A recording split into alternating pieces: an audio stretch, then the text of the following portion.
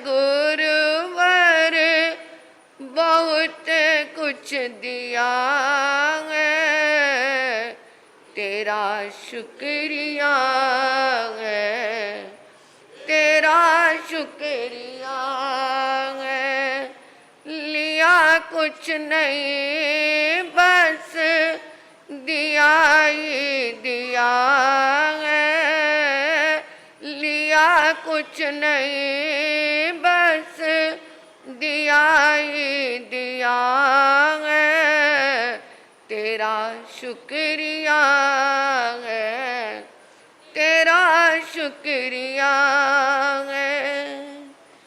किया कुछ न मैंने शर्मसार हूँ मैं, तेरी रहमतों का तलबगार हूँ मैं, तेरी रहमतों का तलबगार हूँ मैं।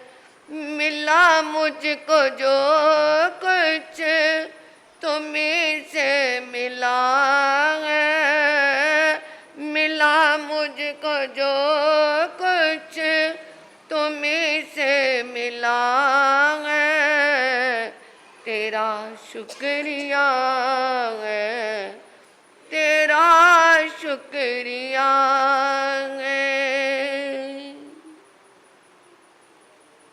परम श्रद्धा, परम आराध्या, परम पूजनीय तपाचार्या तप चक्रेश्वरी परमात्म स्वरूपा गुरनी मैया के पावन पुनीत चरणार विंदों में हृदय की अनंत अनंत आस्था के साथ अनंत अनंत वंदन समर्पित हूँ।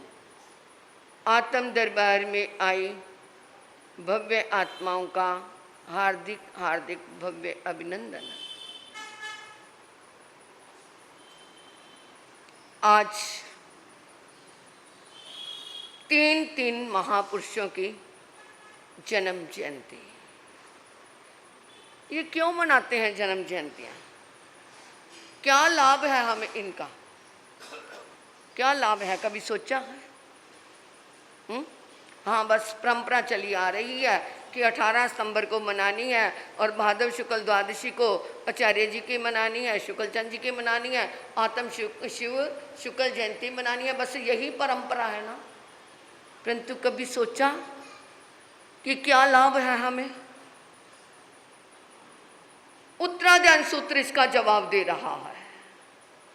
थब थुई मंगलनं बनते जीवे किंचनई, कि महापुरुषों के गुणों का गान करने से किस चीज की प्राप्ति होती है।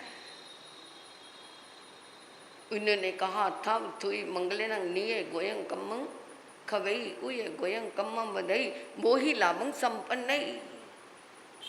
महापुरुषों की जयंतियां, उनके गुणगान करने से नीच गोत्र खत्म होता है और उच्च गोत्र का बंद होता है और बोधि लाभ से आत्मा लाभान्वित होती है। और इधर चलो थोड़ी देर के लिए महाभारत के युग में हम पहुंचते हैं, कुछ पल वहां बिताते हैं। महाभारत का युद्ध समाप्त हो चुका, अपने अपने शिविरों की ओर सब वापस लौट रहे हैं। अर्जुन के रथ में कृष्ण है, ये तो आपको पता ही है, सारथी कृष्ण थे। जंगल के अंदर से रथ निकल रहा है, संध्या का समय है, अंधेरा आने को है, चारों तरफ सुनसान है, ऊंचा नीचा पथ है और भयंकर जानवरों की आवाजें अट्टहास कर रही हैं। ऐसा भयानक वातावरण और वहां से रथ निकलता हुआ एकदम खड़ा हो गया। जो ही रथ खड़ा हुआ, कृष्ण ने अर्जुन को आवाज दी, अर्जुन रथ से नीचे उतर जाओ। अर्जुन सकपका गया, ऐसा भयंकर वातावरण, जंगल का मौका, जंगली जानवरों की आवाजें ऊबड़ खाबड़ रास्ता, अंधेरा ऊपर से आ रहा है, मैं पैदल भी चल करके रास्ता पार करना चाहूँ तो ये रास्ता मुझे दिखेगा नहीं, क्या पैरों में कांटे चुभेंगे या ऊंचे नीचे पथ में मैं गिरता जाऊंगा।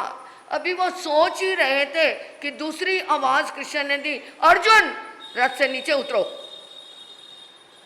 अब उसका सोचना और भी क्या हो गया, अब क्या करूं, ये तो नटखट है, ये कन्हैया तो क्या है मुझे छोड़ के भाग जाएगा।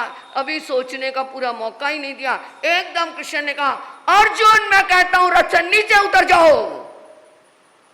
अब तीसरी आवाज में जो दम था उसका वो सामना नहीं कर पाया और एकदम रथ से अर्जुन नीचे उतर गया। अर्जुन उतरा तो साथ में कृष्ण भी रथ से नीचे उतर गए। अर्जुन देखता है कि ये भी तो उतर गए, मेरा सोचना इनके लिए क्या था, गलत था। कई बार इंसान दूसरे को देख करके नेगेटिव सोच ज़्यादा ले लेता है, ये सोच रहा होगा, ये वो कर रहा होगा, इससे इंसान खुद ही परेशान हो जाता है। जब वो कृष्ण भी नीचे उतरे, इतने में क्या देखा कि वो जो रथ है उसके अंदर से आग निकली और वो रथ क्या हो गया, धू धू धू धू करके जल के खत्म हो गया। कृष्ण अर्जुन को देख रहे हैं और अर्जुन कृष्ण को देख करके मुस्कुरा रहे हैं, भैया इसीलिए तुम्हें रथ से नीचे उतार रहा था क्या? हाँ, इस रथ के अंदर जब हम चल रहे थे तो मैंने देखा कि जो भीष्म पितामह ने अग्नि बाण छोड़े हुए थे वो कोई ना कोई बाण की चिंगारी इस रथ में रह चुकी थी और उसमें से क्या है अग्नि निकल रही थी। तो मैंने कहा जब तक क्या है ये हम आगे पहुंचेंगे ये रथ क्या ना हो जाए, खत्म ना हो जाए। तो मैंने तुझे पहले उतरने के लिए इसलिए कहा, सुनने वाली बात है कि मैंने तुझे पहले उतरने के लिए इसलिए कहा कि जब तक मैं रथ में खड़ा रहता इसमें आग नहीं लग सकती थी। तेरे को मैंने पहले उतारा और बाद में मैं उतरा। ये कहने को एक प्रसंग है। जैसे उस रथ में कृष्ण के होते आग प्रकट होकर के उस रथ को क्या नहीं किया, उन्होंने जलाया नहीं, वो रथ जला नहीं। इसी तरह ही हमारे जीवन के रथ में, मेरे देश के रथ में, मेरे समाज के रथ में, मेरे राष्ट्र के रथ में, मेरे प्रत्येक घर के रथ के अंदर अगर ये धर्म रूपी महापुरुषों के गुणगान रूपी कृष्ण विराजमान रहेंगे, हमारी इस आत्म दरबार के जितने आत्म नगर हैं, ये पूरा लुधियाना, जब तक आत्म नगरी में आत्म नाम रहेगा तब तक हमारा जीवन रथ क्या रहेगा, सुरक्षित रहेगा। अब पता चला महापुरुषों के गुणगान करने का क्या लाभ है, क्यों मनाई जाती हैं ये जयंतियाँ। ये एक नहीं, दो नहीं, तीन महापुरुषों की जयंतियाँ हैं और तीनों ही शिव हैं, तीनों ही शिव हैं। आप कहेंगे कैसे? आचार्य आत्माराम जी महाराज ने सियालकोट के अंदर जिस समय वो क्या थे, मुनि थे, छोटी उम्र के थे, बीमारी आ गई, बुखार उतरता नहीं था, ज्वर से पीड़ित थे।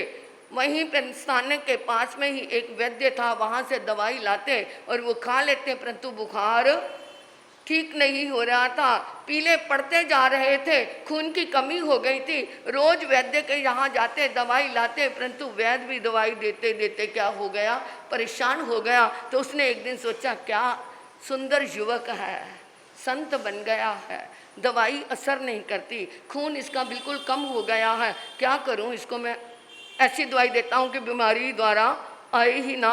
उसने क्या दे दिया, संख्या दे दिया, संख्या की पुड़ियाँ बना करके, संख्या समझते हो ना, एक किस्म की जहर होती है संख्या, वो जहर की पुड़ियाँ बना करके दी। कहते लो मुनि जी ये दवाई ले लो, अब तुम्हारे को क्या है, बुखार ही नहीं होगा। उसने सोचा मर जाएगा।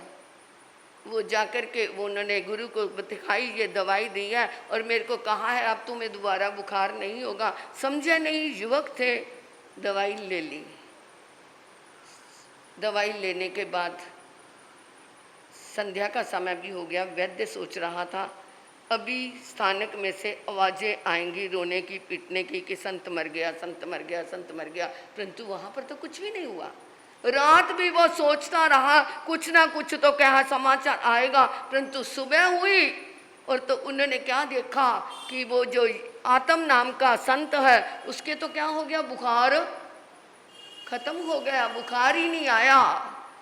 छोटी छोटी फुंसियां शरीर में जरूर आई, क्योंकि अंदर जो बीमारी के कीटाणु थे वो इतने भयंकर थे कि वो जहर ने क्या कर दिया, उन कीटाणुओं को खत्म कर दिया। और थोड़ा सा रिएक्शन हुआ कि जो फुंसियां हुई, तो जैसे शिव ने क्या पिया था, जिस समय समुद्र मंथन हुआ तो क्या निकला था, जहर पिया था। क्योंकि जो अमृत था वो तो देवता लेके चले गए, और जहर कौन पिए, तो वो क्या है, शिव कहते मैं पीऊंगा। और उन्होंने क्या है, जो पिया उसका प्रभाव क्या रिएक्शन हुआ, थोड़ा सा पता है, उनका गला नीला हो गया। तो इसलिए उनको क्या कहा गया, नीलकंठ कहा गया। उस जहर का रिएक्शन नीला हो गया वो रंग, और इस जहर का रंग क्या हो गया कि वो फुंसियां निकली। तो वो भी क्या हुए फिर, जिन्होंने जहर पिया वो भी शिव है ना।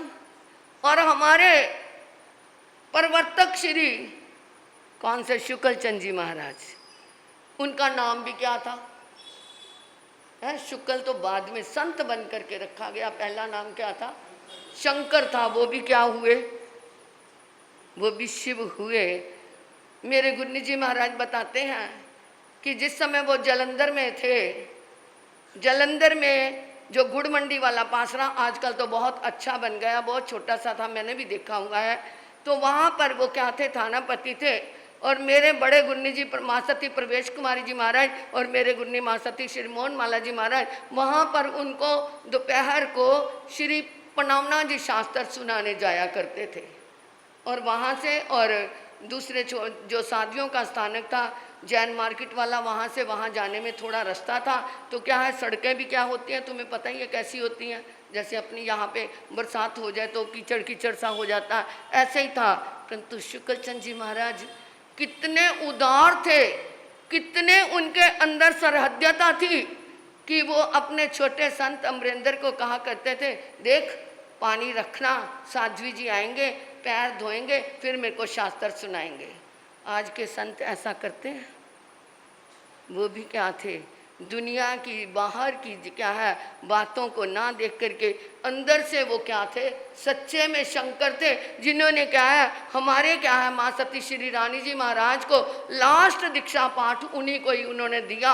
29 फरवरी को उन्होंने जलंधर में दिया था। उन्होंने बहुत बीमार थे, तो लोग कहते महाराज जी इनके दीक्षा का पाठ रखवा तो लिया, पता नहीं कब क्या हो जाए। तो वो शुक्ल चंद जी महाराज ने कहा था, इस बच्ची को दीक्षा पाठ दिए बिना मैं दुनिया नहीं छोड़ूंगा, मैं यहाँ से नहीं जाऊँगा। तो उन्होंने लेटे लेटे उनको क्या दिया, दीक्षा पाठ दिया। ऐसे थे वो हमारे शंकर, जिन्होंने दुनिया के विकारों को क्या कर दिया, पी लिया और अमृत का उन्होंने रूप दिया। और हमारे वर्तमान आचार्य वो भी क्या है, वो भी शिव है, वो भी शिव है, इनका नाम भी शिव है। और उन्होंने जिस समय ध्यान की खोज की, बहुत विरोध का जहर पिया, बहुत विरोधी खड़े हुए। कहते हैं मैंने एक बार विपश्यना के लिए मतलब गोयंका जी में इगतपुरी में ध्यान किया, तो जो क्रियावादी थे, जब मैं वहाँ पर ध्यान से आया मेरे को तो बड़ी मस्ती आई। आते कहते आप वहाँ से पानी कहाँ से लेते थे, कहते ये बात पूछने के, ये पूछो तुम्हारा ध्यान कैसा हुआ, तुम्हारी साधना कैसे हुई। परंतु क्रियावादी लोगों की दृष्टि तो बाहर क्रियाओं में रहती है। वो कहते जहाँ पर 2000 लोगों का खाना बनता था वहाँ पर धोबन पानी भी बनता था, मैं वहाँ से ले लेता था, क्या हो गया उसमें। तो उन्होंने ऐसे ऐसे, जिस समय वो युवाचार्य बने उस समय भी बहुत विरोध की लहरें थी, वो मैंने खुद देखा है। 1987 में जिस समय पुन्ना सम्मेलन में था, कई युवाचार्य बनने के लिए तैयार थे, कई क्या है सर क्या बन के गए थे, वहाँ पर दूल्हे बन के गए थे, परंतु वरमाला तो एक के गले में युवाचार्य पद की पदवी की, युवाचार्य की पदवी की वरमाला उनके गले में डली। तो अब हमने वो भी नज़ारा देखा, और सम्मेलन का नज़ारा भी हमने जो इंदौर में हुआ वो भी हमने देखा। तो ऐसे तीन शिव, तीन क्या हुए शिव, जिनकी आज ये जन्म जयंती है। जिसको तेरा एक बार दीदार हो गया, जन्नत की सैर करने का वो हकदार हो गया। तेरी नज़र के सामने उठी ना वो नज़र जिसको तेरी नज़र का इकबार हो गया। लिया जिसने तेरा नाम, जिसने लिया तेरा नाम, बेड़ा पार हो गया, उसका बेड़ा पार हो गया। ऐसे हमारे महापुरुषों की जयंतियाँ मनाने का ये लाभ है कि हमारे जीवन के रथ में वो जब तक विराजमान रहेंगे, हमारे जीवन के रथ में जब तक उनके गुणों का गान रहेगा, हमारी ये जीवनचर्या कभी विचलित नहीं हो सकती। हम उनसे क्या ले सकते हैं कि वो ऐसे थे, हमें भी ऐसे बनना है। उनके जीवन में कितना है, क्योंकि आज के वो क्या है, आचार्य आत्माराम महाराज तो आज के क्या हो गए, वो मीरा जैसे हो गए। मीरा ने भी जहर पी करके अमृत दिया था, तो उन्होंने भी जहर खा करके जनता को अमृत दिया। क्या यहाँ पर मैं एक बात बताती हूँ, मैंने सुना कि ये लुधियाना में ही एक सनातन भाई और एक अपना जैन भाई आपस में बहस हो गई कि मोक्ष में जब जीव आत्मा चली जाती है तो वापस आती है। सनातन कहता है वापस आती है, तो दोबारा जन्म लेती है, परंतु जैन कहते हैं नहीं, वो तो एक बार चली गई तो वापस नहीं आती। कुछ लोग उनकी तरफ हो गए, कुछ लोग उनकी तरफ हो गए, इकट्ठे होकर कहते चलो चलो आचार्य जी से इसका समाधान मांगते हैं। बहस करते करते सीढ़ियाँ चढ़ने लगे तो वो शोर सुना। आचार्य जी कहते क्या बात भाई, आज कैसा हो, क्या है, रंगारंग कार्यक्रम लेकर के आए हो, क्या प्रोग्राम है? वो कहते महाराज एक समस्या है। क्या?